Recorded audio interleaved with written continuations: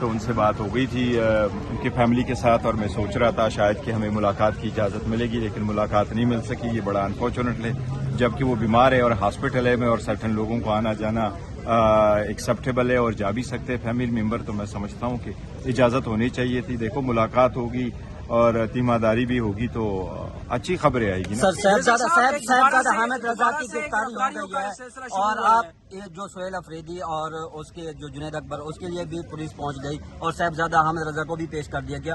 تو دوبارہ سے گرفتاریوں کا جو سلسلہ ہے تو پی ٹی آئی کو کیا نہیں، اللہ خیر کرے گا. حامد رضا صاحب سے میری بات ہوئی تھی، انہوں نے انفارم کر دیا تھا اس کی گرفتاری نہیں ہوئی.